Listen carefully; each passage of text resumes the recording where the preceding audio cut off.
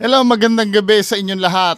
So, itong video na to may nag-refer sa atin, no, na gumawa daw tayo ng comparison. Kasi ito si, anong name nito yung channel nito ni Sir? Si Mr. Katuklas.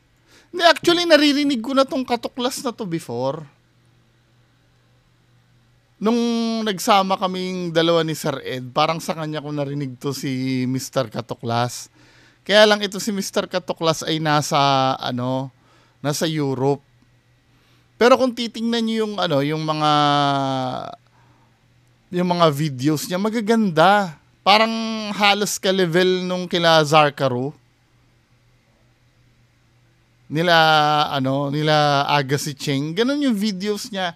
I-try niyong i-subscribe itong yung link nito ilalagay ko doon sa comment section, no. At kayo yung tumingin ng channel niya para kayong nanonood ng videos nila Agassi Cheng tsaka ni Zarkaro. Tong ni Mr. Katuklas. 'Di ba? Hindi ko pa naman masabi kung fake siya o hindi kasi first time ko lang manonood ng video niya. So may ni-refer sa atin ng isang viewer natin na gumawa daw ako ng comparison ng Charlie neto compared do sa Charlie ni Master Gala.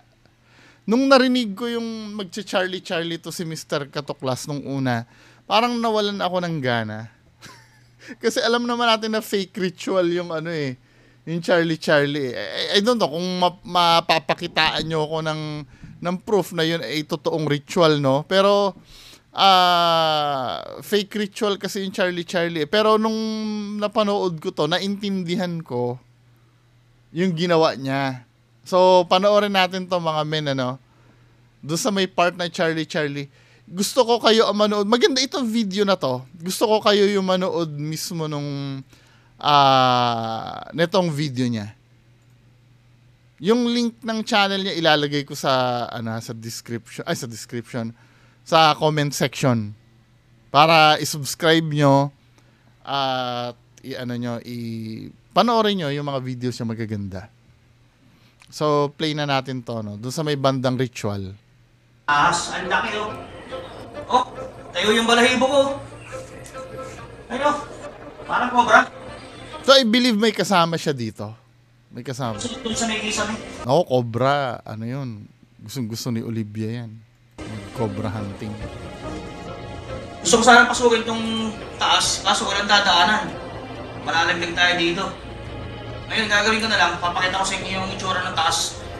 Halos bago pa eh. Kaya malamang dito pa yung ahas. Kaya bababa na tayo, baka mamaya biglang malaglag sa atin. Sinimulan ko na ang paranormal investigation. Yan. At ang una kong ginawa ay ang tinatawag nila na Charlie game o Charlie Paranormal Method. Ngayon, papatayin ko muna yung flashlight. Susubukan kong gamitin yung tinatawag nila na Charlie Paranormal Method. Nagamit tayo ng dalawang lapis. Ipipwesto ko to nang nakakross. Sabi nila, pag gumalaw to, nandito yung spirito o kaluluwa ng isang namayapa sa lugar na... Sir, just in case na nanonood ka sa akin, asan yung kasama mo niyan? Kailangan masagot mo, sir, kung nasan yung kasama mo niyan. Kasi, di ba, parang dalawa yata kayo. Nasaan siya banda? Kaya sisimulan na natin yung paranormal method. Ipinwesto ko na ang mga lapis at nagbukas ng kandila para makapagsimula na tumawag sa mga espiritu. Meron ako dito isang ghost ball. Yung ghost ball na to, hindi basta-basta to iilaw kahit alagin ko. Maliban na lang kung sobrang lakas ng pwersa, nakakanti dito. Pag binagsak ko to, ganito ang mangyayari. Hindi siya basta-basta umiilaw. Parang ibang klase yung ghost ball niya, Kailangan ng malakas na impact. Simpleng galaw lang. Kaya ipipwesto ko to sa bandang likod din. At pag umilaw to, makikita nyo kung may gumalaw o tinaya ko. Ipinwesto ko na ang ghost ball sa aking likuran at nagsimula na ako sa dapat kong gawin. Meron ba ako dito kasama na elemento o espiritu?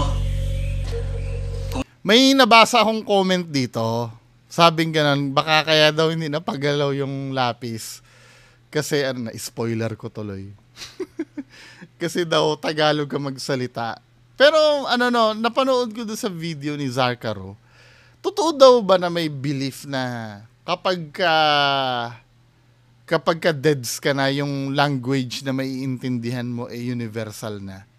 I mean, kahit anong language daw ano mo na, maiintindihan mo na kapag spirit ka na.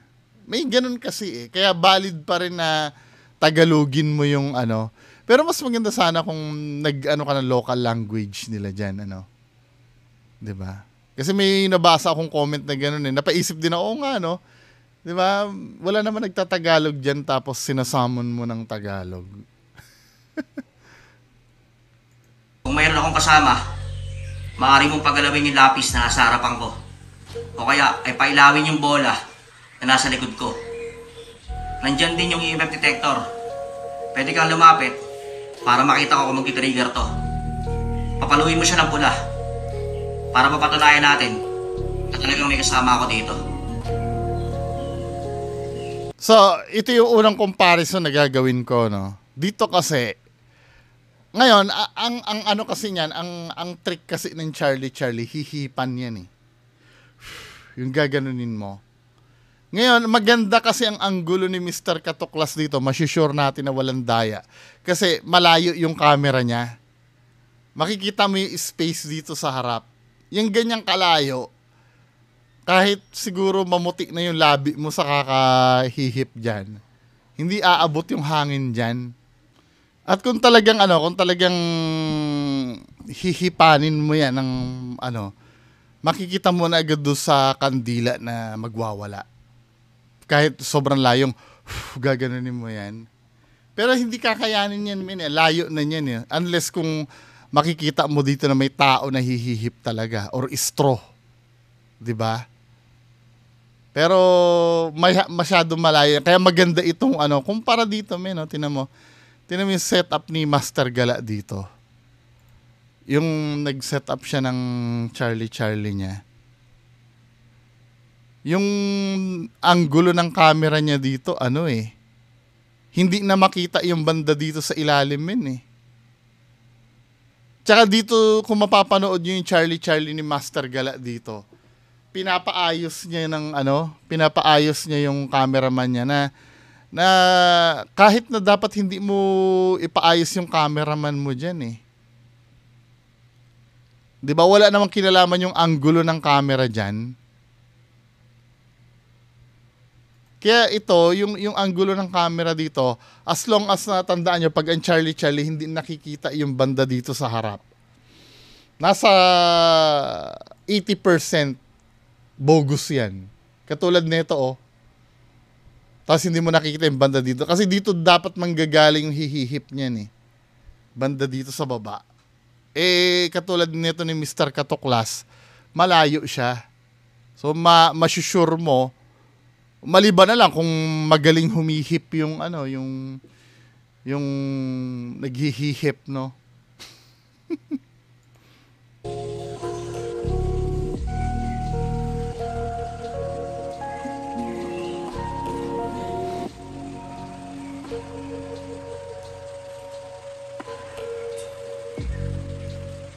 Ulitin ko ng 3 beses. Ito magpapatunay kung talagang may kasama tayo dito.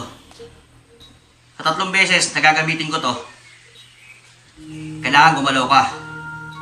Pag hindi gumalaw yung lapis na to, isa lang ibig sabihin, hindi totoo yung Charlie Paranormal Investigation na yan. Kasi parlor game yan, men eh. Unang beses. Pero maganda rin itong ginagawa niya na to para mamulat yung mga yung mga naniwala sa ganyan. 'Di ba? Ang dami kasing fake ghost hunters ang gumawa niyan na gumagalaw eh. Yang ganyang ganyang uri ng ritual. Kung may kasama ako dito, inuulit ko. Pagalawin mo yung lapis na nasa harapan ko. Most of the clips in this scene was uncut. Pero nang reviewin ko ang audio, ay may mga boses na remehistro at kayo na ang bahalang humusga.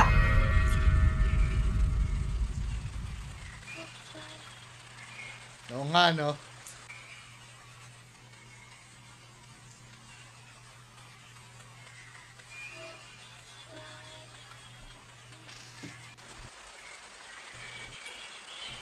Kinilabutan ako dun Parang pero hindi, basta ang focus lang natin yung Charlie. Medyo napalingon tayo sa likod kasi bilang parang may gumuluskus. Pero, syempre, baka guni-guni lang natin yun. Hindi tayo Oy, nice evidence Nice evidence. Di ba? batay doon. Titignan natin yung lapis kung gagalaw. Kung nakita nyo na gumalaw yung lapis at di ko nakita, comment nyo na lang. Pero ang tanong ko kasi, nasan yung kasama mo, sir? I think kung may pagkukulang man dito sa video mo, kasi malinaw nung may kasama ka talaga 'Di ba? Mas maganda sana kung idideklara mo. Hindi ko sinasabi ng dadaya ka, pero mas maganda kung dinideklara nyo kung nasan ang kasama nyo ng mga time na yan. Kasi para transparent lang tayo. Kasi number one kasi na magiging kalaban mo pagdating sa paggawa ng video ng paranormal ay yung mga madudahin. Yung mga, kasi hindi mo maaalis yan sa ayaw sa gusto mo, pag maraming makakapanood ng videos mo, may magdududa at magdududa. Yun dapat ang i-eliminate nyo. Yun ang hindi naiintindihan ng mga peking ghost hunter. Kaya tuloy yung mga bobong supporter, di ba? Pati sila, agree sila na dapat hindi tinatanong yung idol nila. Di ba? Yun ang kinikreate nating culture dito, yung para walang problem, lahat transparent. 'Di ba? Kasi yan na yung given na yan na magiging problem sa videos darating yung time na marami magte-test ng credibility mo para wala lang ba masabi. Yung halimbawa, si Juan yung cameraman mo, si Juan ay nandyan sa likod ko, kailangan magpakita muna ni Juan kung nasaan siya. 'Di ba? At dapat may backup ng video kung nasaan si Juan para just in case may mangyaring kababalaghan dyan, documented na walang kinalaman si Juan dun sa nangyayari. Di ba? Hindi natin ito dadayain para maging parehas tayo sa lahat ng nanonood sa atin. Sa pangalawang pagkakataon, meron ba akong kasamang elemento dito o espiritu na hindi namin nakikita? Sa pangalawang pagkakataon, meron ba akong kasamang elemento dito o espiritu? Narinig nyo? Sir siguraduhin mong totoo yun na hindi namin nakikita. Sa pangalawang pagkakataon, tatanungin kita, mayroon ba akong kasamang espiritu dito o elemento na hindi ko nakikita? Maaari mong galawin yung lapis at magalawin to. At patunayan kung talagang nag-i-exist kayo. Maaari mong galawin yung lapis at pagalawin to para patunayan kung talagang nandito ka. Tingnan nga natin yung lapis, men. Dito ay muli akong napalingon dahil parang may malamig na dumampi sa aking balikat.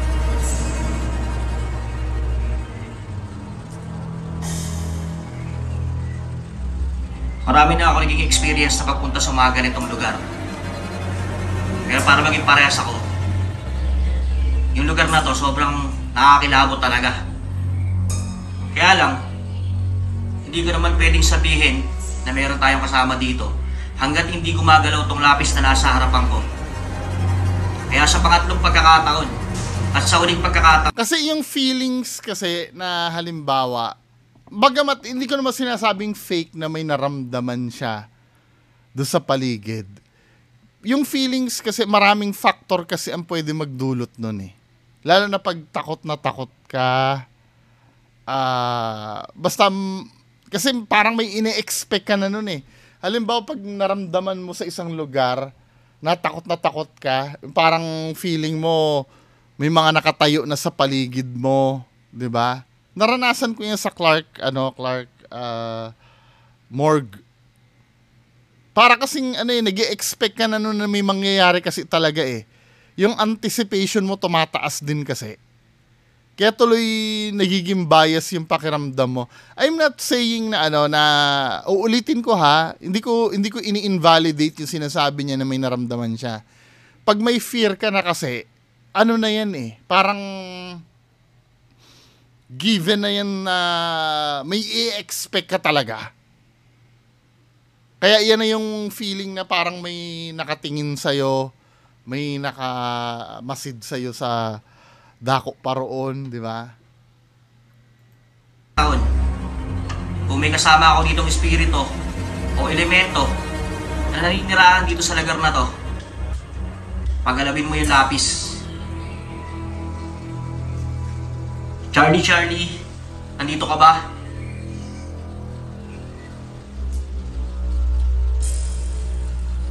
Charlie, are you here? Ako, umenglish na si Kuya. Charlie, are you here?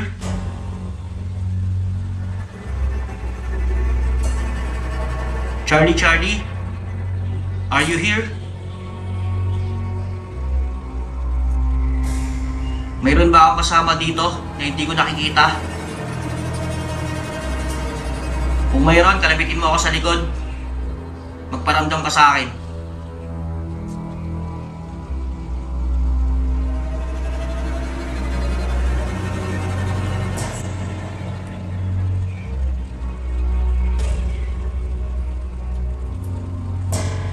Meron akong motion sensor ball sa likod ko.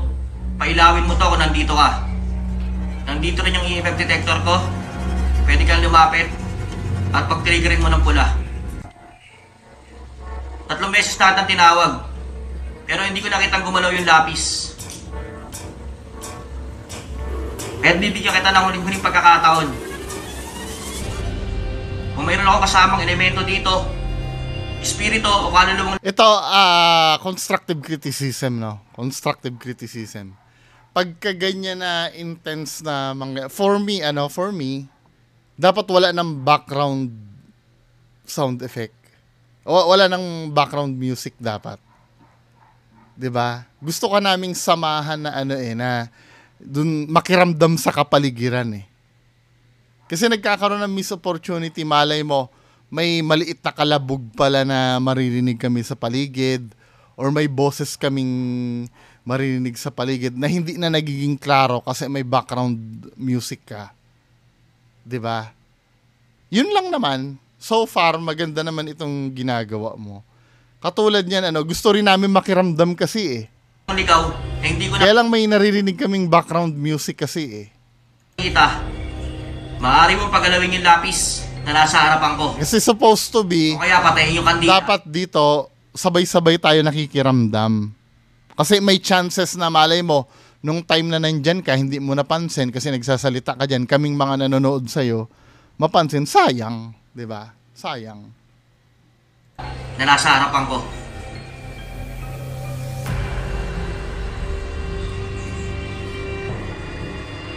Nire-respeto ko yung mga nanditong kaluluwa, yung mga naninirahan dito. Subalit gusto ko lang patunayan kung talaga nga ba nakakabalik yung mga espiritu. Marami nang gumagawa ng mga ganitong paranormal activity. Pero para maging parehas ako dun sa mga nanonood sa akin, gusto ko na makita nila nagagalaw to nang walang daya. Bakit ko nilagay yung mic sa harapan ko? Para makita nyo, kung gumalaw yung lapis na to, hindi ko to hinipan. Correct! Hindi ko to hihipan, hindi ko gagawin yun. Very good, di ba? Ito yung nagustuhan ko dito kasi yung mga pagdududa natin, ini-eliminate niya.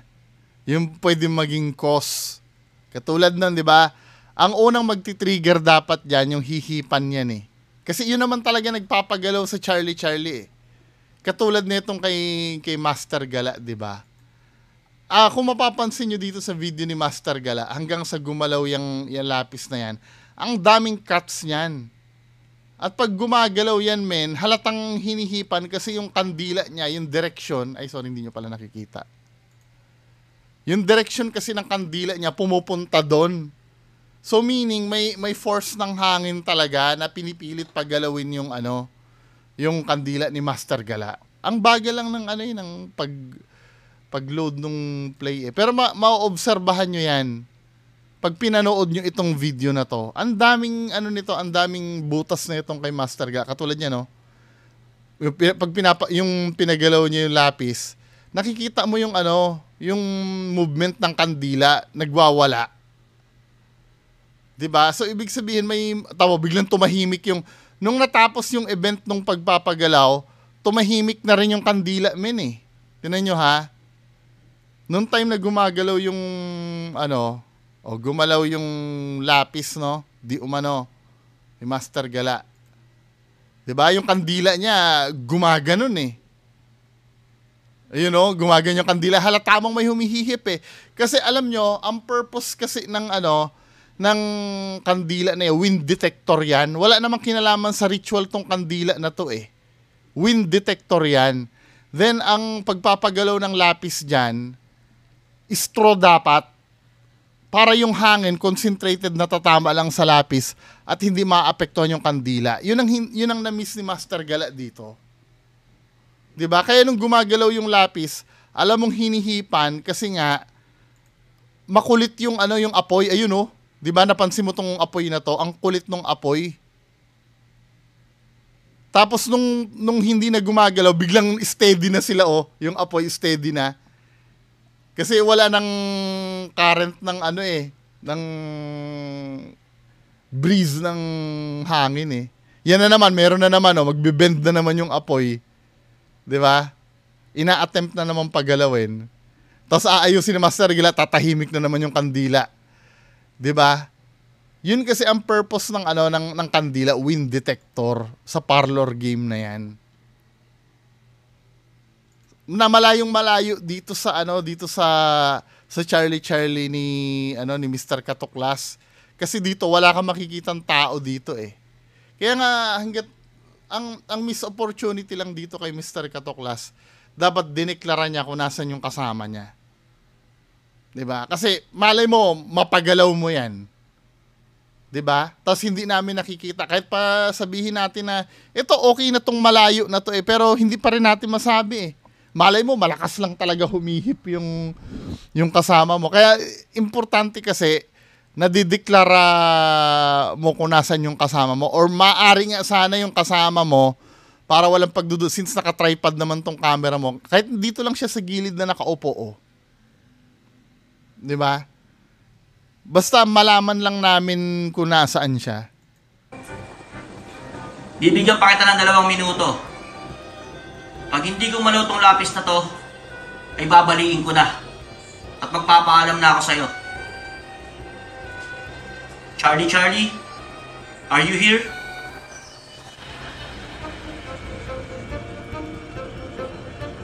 Charlie, are you here?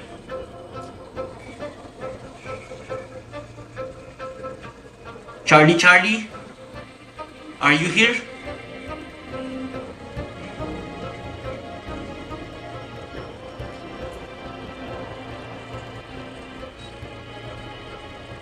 Hindi ko alam kung gumalaw yung lapis sa paglingon ko. Pero habang nakatingin ako doon sa lapis, hindi ko mapaliwanag kung hangin lang yung parang nagpagalaw sa kanya pero konting-konti lang.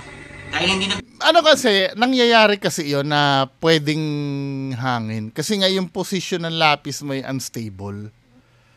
'Di ba? Na-explain ko na yan dun sa habang nire-reactan ko yung yung Charlie ni Master Gala. Yung katulad ng ginawa ni James Randi, 'di ba? Nilagay niya sa edge yung lapis. Kasi kasama yun sa sa factor eh. Kapag gumalaw yon, not necessarily paranormal kasi hindi mo na makokontrol yung yung gust of wind eh. If ever man na may biglang random na hangin na pumunta diyan, 'di ba? Not necessarily paranormal. Kung may nakita ka man na paggalaw diyan, slight movement, maybe dun sa breeze ng hangin diyan kung ano meron diyan. Bagong direksyon. Kaya hindi ko pa rin i-accept na may gumalaw ng lapis. Nga, yan ang ito sa isa sa magandang na ko kay Mr. Katuklas eh. Kasi kung halimbawa kung peking ghost, ang peking ghost hunter lahat kasi tinatanggap nun eh. Ultimong explainable na mga bagay, tinatanggap na nung paranormal na eh. Yung, alam mo yun, yung hindi, yung talagang, ang layunin lang nila ay may makapture, hindi na nila ini-examine kung na-capture ba nila ay dulot lang ba ng, ano yun, ng hangin or something, di ba? Katulad nung dahon na na-capture niyang gumalaw kanina. Yung kila Kuya Red yun, ano na yun, kababalaghan na yun. Hindi, sa totoo lang, kung maano nyo, lahat na lang maano ni Kuya Red, kababalaghan na lahat. Sa sobrang hayok na makakuha ng ebidensya. So dahil di gumalaw yung lapis, ito lang yung nagpapatunay na yung Charlie Charlie Paranormal Game o Charlie Charlie Paranormal Method ay hindi totoo. Binali ko na yung lapis at nagpaalam sa mga espiritu o elemento para hindi sila sumama. At ang sunod kong ginawa ay nagpasayaw ako ng isang manikang papel. Gamit ang isang... Ito, curious ako dito eh. Alam niyo, nung bata ako, napanood ko to sa Magandang Gabi Bayan yata. 'Di ba? Amazed na amazed ako dito dati. Diyan sa ganyan, no? 'Di ba sa Sikihor, maraming gumagawa niyan. Lihim na orasyon. Oh, teka. Masyado naman kayo seryoso eh. Bago ko tapusin yung video ko na to, ay papakita ko sa inyo na pagsayaw ng manika na to ay hindi totoo. Maraming daya ang pwedeng gawin kung hindi ito lubusang matutuklasan ng maayos. Kaya ngayon, ay papakita ko sa inyo na ang pagpapasayaw sa manika ay hindi totoo. Panoorin nyo kung paano. Una, dinagyan ko ng tali. Ayun, no, kita yung tali, no? Yung tali. At ang manika ay nakatayo pa rin. Kaya yung mga paggalaw, hindi lang sa manika mag-a-apply yan, men eh. Meron talagang nabibili na invisible thread, yung mga ginagamit ng magician. 'Di ba? Kasi invisible sa yan eh. Kaya pag may napapanood kayo na na mga ghost hunter diyan na gumagalaw-galaw daw yung bag. 'Di ba? Oh my God. Oh my God. Gumalaw yung bag, mga guys. Oh my God. Oh my God. Alam nyo na. 'Di ba? May talaga yan. May nabibili talaga. Pero bakit nga ba ito gumagalaw at sumasayaw? Ito ang dahilan. Tatapat ko yung ilaw para mas lalo yung maintindihan.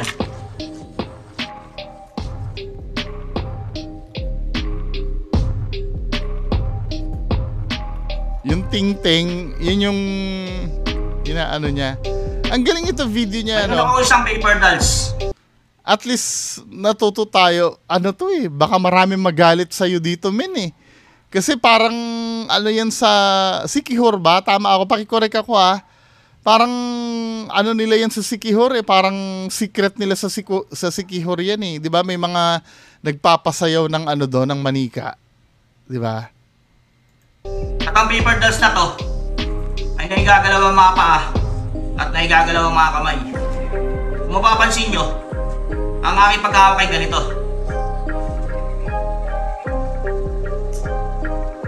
Pag hinihila ko siya, iniipit ko yung kamay at pinasabit ko sa tali. Saka ako sasabayan ng pagpalo. Papaluin Paano na yun? Yun ang magsisilbing dahilan para sumayaw yung manika. Papakita ko sa inyo. Ayan. Sumasayaw yung manika dahil may tali. Ito yung nagiging daya, kaya napapasayaw yung manika. Kaya hindi totoo na mayroong dancing paper dolls. Pauwi na sana ako, pero di ko inaasahan na mayroong makakilala sa atin. Isa pala natin siyang subscriber at kasama niya ang kanyang asawa. Gusto nilang maranasan ang mapasok ang haunted house. Nice. Ayun, nakakita tayo ng mga subscribers natin dito sa Slovakia. Gusto nilang sumama, gusto nilang makita yung loob. Gusto nilang ma-experience kung ano nga ba yung nasa loob. Kaya tara, papasilip natin sa kanila. They want to see what is happening inside. Is this your first time going inside here? Napasaba ka ng English yan ah. Be careful, there's a lot of broken glass. Hindi sila nagtagal sa loob at lumabas din agad. Hindi ko alam kung bakit, pero parang may nakita sila. At dami ko nang naririnig sa loob. Ayoko na. Ang bahay na ito ay nananatiling nakatayo. Nice video. 'Di ba? I-try nyo, ulitin ko ano bang channel ni Mr. Katoklas po. Ano nyo? Check nyo yung channel ni Mr. Katoklas. Ito yung videos niya. Nasa 1.51k subscribers pa lang. Pero maganda yung mga content niya.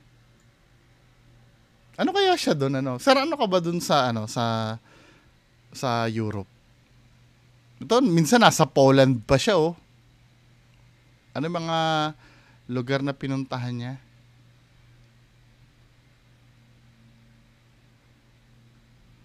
Ang magandang puntahan yung yung nandiyan si Sir Riv ngayon Ay mag-usap nga kayong dalawa ni Sir Riv.